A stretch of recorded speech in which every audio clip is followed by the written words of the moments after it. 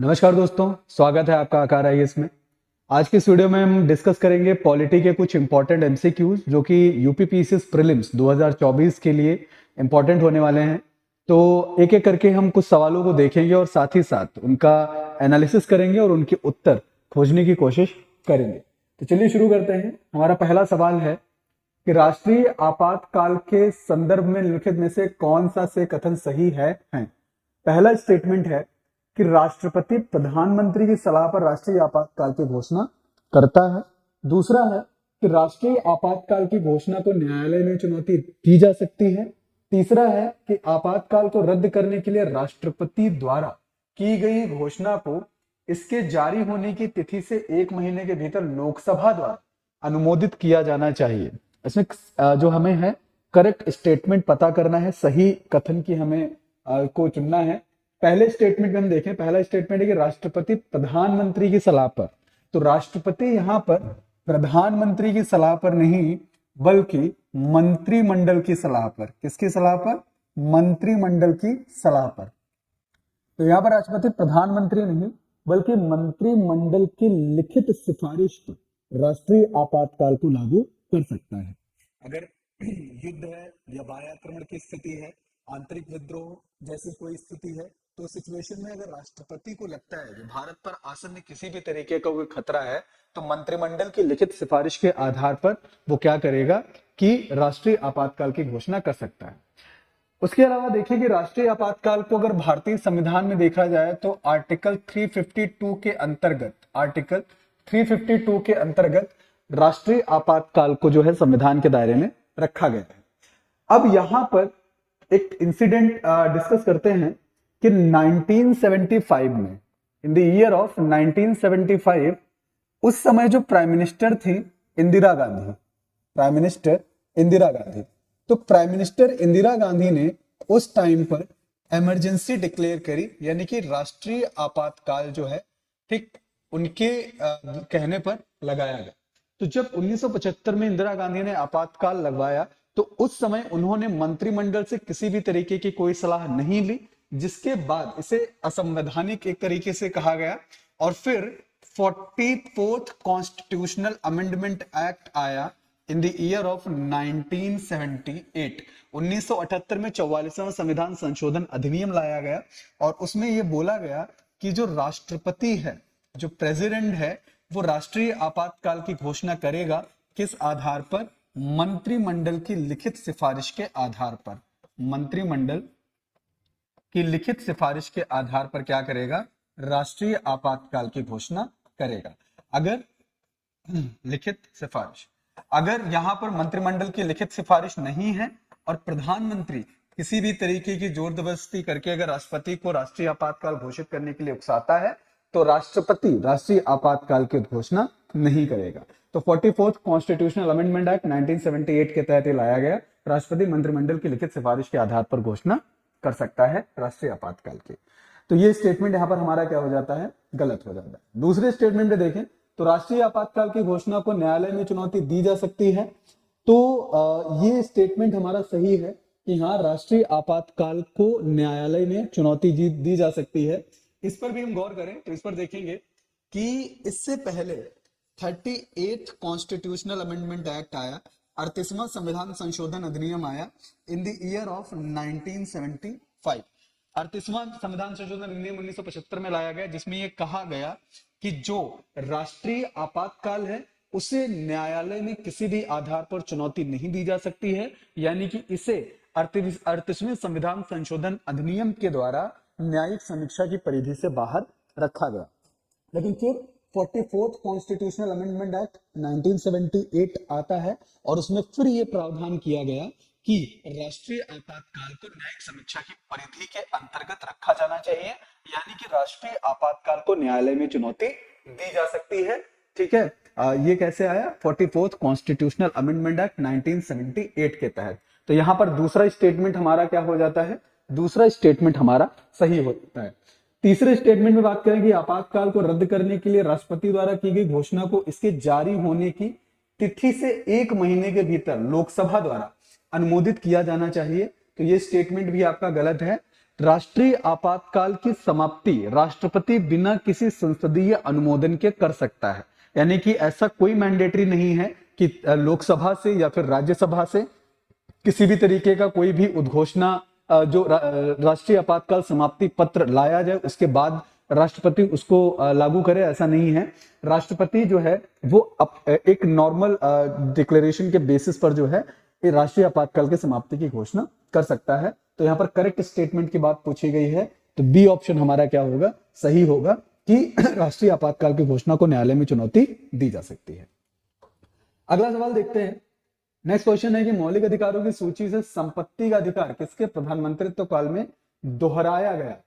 तो मोरारजी देसाई के प्रधानमंत्रित्व काल में मौलिक अधिकारों की सूची में संपत्ति के अधिकार को क्या किया गया था, दोहराया गया था। ठीक है। अगला सवाल है कि संविधान के निम्नलिखित प्रावधानों में से कौन से भारतीय राज्य के पंथ निरपेक्ष चरित्र को प्रदर्शित करते हैं? पहला है उद्देशिका। तो उद्देशिका में 42nd कॉन्स्टिट्यूशनल अमेंडमेंट एक्ट यानी कि 42वें संविधान संशोधन अधिनियम 1976 के तहत एक शब्द जोड़ा गया, सेकुलरिज्म, यानी कि पंथ निरपेक्षता। तो ये शब्द जुड़ने के बाद भारत की उद्देशिका में यानी कि प्रेम्बल ऑफ इंडिया में जो है कि पंथ निरपेक्षता का चरित्र क्या हो जाता है, प्रदर्शित हो जाता है। दूसरा देखें राज्य के नीति निदेशक तत्व। तो राज्य के नीति निदेशक तत्व में अंडर द आर्टिकल 44 44वें अनुच्छेद के अंतर किसकी बात की गई है? यूनिफॉर्म सिविल कोड यानी कि समान नागरिक संहिता की बात की गई है कि एक ऐसी संहिता जो भारत के सभी धर्मों के लोगों के लिए क्या होगी, समान होगी। तो यहां भी कहीं ना कहीं जो है पंथ निरपेक्षता का चरित्र जो है वो दिख रहा है। मूल कर्तव्य की बात करें तो मूल कर्तव्यों में आर्टिकल 51 क्लॉज ई के तहत बात की गई है कि सभी व्यक्तियों का यह मौलिक कर्तव्य होना चाहिए कि देश के जितने भी विविध धर्म हैं उन धर्मों के प्रति आपका आदर भाव होना चाहिए, समरसता होनी चाहिए, but it is not mandatory. यह व्यक्ति की निष्ठा पर आधारित है कि वह उसे जो है इस आधार पर स्वीकारता है या नहीं स्वीकारता है। तो इस आर्टिकल में मूल कर्तव्यों में यानी कि फंडामेंटल ड्यूटीज में कहीं ना कहीं पंथ निरपेक्षता का वो चारित्रिक विशेषता, उसका वो कैरेक्टरिस्टिक फीचर जो है वो नहीं दिखता है। बाकी बात करें मूल अधिकार की, तो मूल अधिकारों में जो है बहुत सारे ऐसे आर्टिकल्स हैं जिनमें पंथ निरपेक्षता का तत्व जो है वो दिखता है। अगर हम बात करें आर्टिकल 14 की, तो आर्टिकल 14 बेसिकली बात करता है इक्वल प्रोटेक्शन ऑफ लॉ यानी कि विधियों का समान संरक्षण, इक्वालिटी बिफोर लॉ यानी कि विधि के समक्ष समानता। तो इस आधार पर कि बिना जो धर्म के आधार पर या जाति के आधार पर जो है विधि के जो है किसी के साथ भेदभाव नहीं करेगी। अगर हम अनुच्छेद 15 की बात करें, 14 के अलावा अनुच्छेद 15 की बात करें, तो अनुच्छेद 15 भी कहीं ना कहीं धर्म के आधार पर विभेद की बात करता है। उसके अलावा धर्म के आधार पर विभेद को प्रतिषेध करता है, रोकता है। 16 में लोक नियोजन में अवसर की समानता यानी कि राज्य के या देश के हर एक धर्म के व्यक्ति को, ठीक है, सार्वजनिक उपक्रमों के में काम करने का अधिकार है। उसके अलावा अनुच्छेद जो है धार्मिक स्वतंत्रता। तो बहुत सारी ऐसी चीजें हैं मौलिक अधिकार में जिनकी वजह से जो है पंथ निरपेक्षता का चरित्र जो है वो मूल अधिकारों में परिलक्षित होता दिखता है। तो यहाँ पर सही स्टेटमेंट पूछा गया है। तो अगर हम 3 को यहां से हटा दे तो यहां पर हमारे पास बचता है 1, 2 और 4 यानी कि ए ऑप्शन हमारा क्या होगा, ए ऑप्शन हमारा सही होगा। अगला क्वेश्चन देखते हैं कि निम्नलिखित कथनों पर विचार कीजिए कि महान्यायवादी का पद भारत के संविधान द्वारा सृजित किया गया है, महान्यायवादी के निजी विधिक अभ्यास को निषिद्ध किया गया है, महान्यायवादी राष्ट्रपति के प्रसाद पर्यंत पद धारण करता। पहला स्टेटमेंट यहां पर देखें तो महान्यायवादी का पद भारत के संविधान द्वारा सृजित है, तो ये स्टेटमेंट हमारा सही है। इंडियन कॉन्स्टिट्यूशन के article 76 under the article 76 Bharat के महान्यायवादी यानी कि एडवोकेट जनरल की बात की गई है। इसके अलावा अगर हम देखें तो भारत का महाधिवक्ता यानी कि सॉलिसिटर जनरल ऑफ इंडिया, उसके अलावा भारत का जो अतिरिक्त महाधिवक्ता है यानी कि एडिशनल सॉलिसिटर ऑफ इंडिया जो है, इनके पद की भी व्याख्या की गई है, लेकिन इनको संवैधानिक दर्जा जो है भारत के संविधान में नहीं मिला हुआ है। लेकिन भारत का जो महान्यायवादी है, एडवोकेट जनरल है, उसको भारतीय संविधान में क्या किया गया है, सृजित किया गया है। तो पहला स्टेटमेंट हमारा क्या होगा, सही होगा। दूसरे स्टेटमेंट की बात करें कि महान्यायवादी के निजी विधिक अभ्यास को निषिद्ध किया गया है, ठीक है, तो ये स्टेटमेंट यहां पर गलत है, ठीक है। तो भारत का जो महान्यायवादी है वो अपने जो निजी विधिक अभ्यास है, यानी कि जो अपने प्राइवेट प्रैक्टिस है वो कंटिन्यूअस कर सकता है, उस पर आज से कोई भी रिस्ट्रिक्शन नहीं है। तीसरा है कि महान्यायवादी राष्ट्रपति के साथ पद धारण करता है। तो ये स्टेटमेंट भी आपका यहाँ पर सही है कि एडवोकेट जनरल जो है वो राष्ट्रपति के प्रसाद पर्यंत पद धारण करता है। राष्ट्रपति उसे जब चाहे अपनी इच्छा अनुसार क्या कर सकता है, उसके पद से हटा सकता है। यहाँ पर हमें सही उत्तर पता करना है, तो दो हमारा एलिमिनेट हो जाता है। करेक्ट ऑप्शन हमारा क्या हो जाएगा, ऑप्शन सी। अगला सवाल है कि भारत में संविधान सभा का विचार सर्वप्रथम किसने प्रस्तुत किया? महात्मा गांधी, जवाहरलाल नेहरू, सरदार वल्लभ भाई पटेल, एम एन रॉय। तो यहाँ पर करेक्ट ऑप्शन हमारा क्या होगा, M N Roy. M N Roy ने 1934 में संविधान सभा का विचार जो है वो प्रस्तुत किया। उसके बाद 1935 में इंडियन नेशनल कांग्रेस यानी कि आईएनसी में संविधान सभा को लेकर के मांग जो है वो व्यापक स्तर पर बढ़ गई, यानी कि इसे आधिकारिक रूप से स्वीकार कर लिया गया। उसके बाद 1940 में अगस्त प्रस्ताव जब आता है, 1940 में जब अगस्त प्रस्ताव आता है, तो अगस्त प्रस्ताव में संविधान सभा की मांग को क्या किया गया, रखा गया। और फिर उसके बाद 1946 कैबिनेट मिशन के आधार पर फिर जो है भारत की संविधान सभा का गठन किया गया। ठीक है, तो ये एक क्रोनोलॉजी बेसिकली है। तो भारत में संविधान सभा का विचार सर्वप्रथम जो आया था, सर्वप्रथम वो लेके कौन आया था, एम एन रॉय के द्वारा लाया गया था इन द ईयर ऑफ 1934। अगला सवाल देखते हैं कि निम्नलिखित में से किसके लिए संविधान के अनुच्छेद 368 के तहत संविधान संशोधन की आवश्यकता होती है? राष्ट्रपति का निर्वाचन और इसकी प्रक्रिया, नए राज्यों का प्रवेश या गठन, संसद में राज्यों के प्रतिनिधित्व में परिवर्तन। तो राष्ट्रपति का निर्वाचन और इसकी प्रक्रिया जो है 368 संशोधन के तहत इसमें संशोधन जो है वो किया जा सकता है। नए राज्यों के प्रवेश या गठन के लिए बेसिकली इसके आधार पर संशोधन नहीं किया जा सकता, और संसद में राज्यों के प्रतिनिधित्व में अगर परिवर्तन करना है तो उसके लिए भी 368 की में संशोधन करने की आवश्यकता आपको रहेगी। तो यहाँ पर करेक्ट ऑप्शन क्या होगा, 1 और 3, यानी कि सी ऑप्शन हमारा क्या होगा, सही होगा। नेक्स्ट है कि डॉक्टर भीमराव अंबेडकर द्वारा निम्नलिखित में से किसे संविधान का हृदय और आत्मा कहा गया है? प्राण एवं दैहिक स्वतंत्रता, समानता का अधिकार, धार्मिक स्वतंत्रता का अधिकार, संवैधानिक उपचारों का आधार। तो यहाँ पर संवैधानिक उपचारों के आधार को बेसिकली क्या कहा गया है, इसका हार्ट एंड सोल कहा गया है। क्या कहा गया है, हार्ट एंड सोल। और ये स्टेटमेंट किसने दिया, ये स्टेटमेंट दिया डॉक्टर बी आर अंबेडकर ने। तो संवैधानिक उपचारों का जो अधिकार है वो अनुच्छेद 32 के अंतर्गत आता है, किसकी बात करता है, रिट की बात करता है। ठीक है, तो अनुच्छेद 32 के तहत क्या है कि सर्वोच्च न्यायालय के अंतर्गत, ठीक है, अगर आपके मौलिक अधिकारों का हनन होता है तो अंडर द आर्टिकल 32 आप अपने मौलिक अधिकारों के प्रवर्तन के लिए सुप्रीम कोर्ट जा सकते हैं सीधे अंडर द आर्टिकल 32। तो अंडर आर्टिकल 32 सुप्रीम कोर्ट जा सकते हैं। अगर आपको हाई कोर्ट जाना है तो अंडर आर्टिकल 226 आप किसको अप्रोच कर सकते हैं, हाई कोर्ट को अप्रोच कर सकते हैं। ठीक है, तो यहां पर डी ऑप्शन हमारा क्या होगा, सही होगा। अगला है कि जवाहरलाल नेहरू संविधान सभा की निम्नलिखित में से किस समिति के अध्यक्ष थे? संघ शक्ति समिति, राज्यों के लिए समिति, संघीय संविधान समिति, प्रक्रिया नियम समिति। तो संघ समिति, राज्यों के लिए समिति और संघीय संविधान समिति, इन तीनों समितियों के जो अध्यक्ष थे वो कौन था, वो थे जवाहरलाल नेहरू। कौन थे, जवाहरलाल नेहरू। ठीक है, और यहां पर प्रक्रिया नियम समिति के जो अध्यक्ष थे वो थे डॉक्टर राजेंद्र प्रसाद।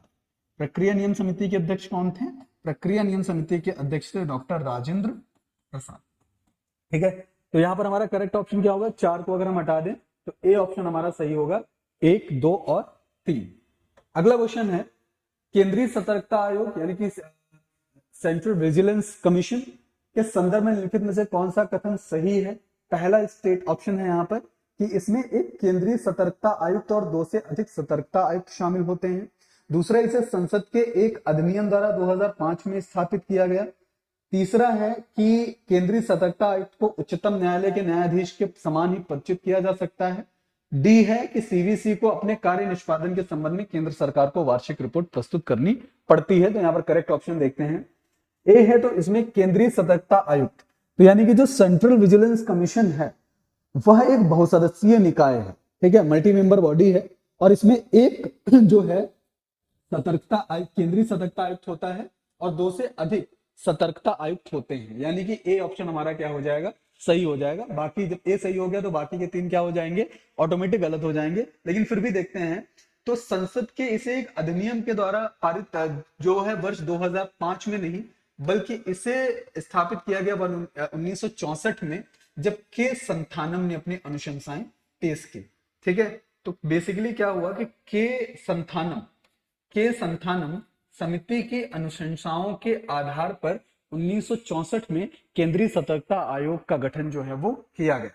केंद्रीय सतर्कता आयोग को उच्चतम न्यायालय के न्यायाधीश के समान ही पदच्युत नहीं किया जाता है, बल्कि निषिद्ध कदाचार या वो दिवालिया है, इस सब तरीके की ग्राउंड्स हैं, उनके आधार पर बेसिकली उसको हटाया जाता है। तो यहाँ पर ये भी स्टेटमेंट ऑप्शन हमारा गलत हो जाएगा। डी, सीवीसी को अपने कार्य निष्पादन के संबंध में केंद्र सरकार को नहीं, बल्कि वह अपनी वार्षिक रिपोर्ट राष्ट्रपति को सौंपता है। किसको सौंपता है? राष्ट्रपति को सौंपता है। So that's why this statement is also wrong. ठीक। 10वां है कि सभी बालकों के लिए 6 वर्ष की आयु पूरी करने तक प्रारंभिक बाल्यावस्था देखरेख और शिक्षा प्रदान करने का प्रावधान निम्नलिखित में से किसके अंतर्गत किया गया है? मूल कर्तव्य, राज्य के नीति निर्देशक तत्व, मूल अधिकार और 11वीं अनुसूची। तो यहाँ पर बी ऑप्शन हमारा सही होगा कि राज्य के नीति निर्देशक तत्व के अंतर्गत सभी बालकों के लिए 6 वर्ष की आयु पूरी होने तक प्रारंभिक बाल्यावस्था देखरेख और शिक्षा प्रदान करने का प्रावधान जो है वो किया गया है। आई होप दैट कि इन क्वेश्चंस में एक अच्छी खासी इंफॉर्मेशन आपको मिली होगी, और भी ऐसे वीडियोस को हम आगे आपके साथ लाते रहेंगे और बहुत सारे इंटरेस्टिंग एमसीक्यूज आप लोगों के साथ डिस्कस करते रहेंगे। धन्यवाद।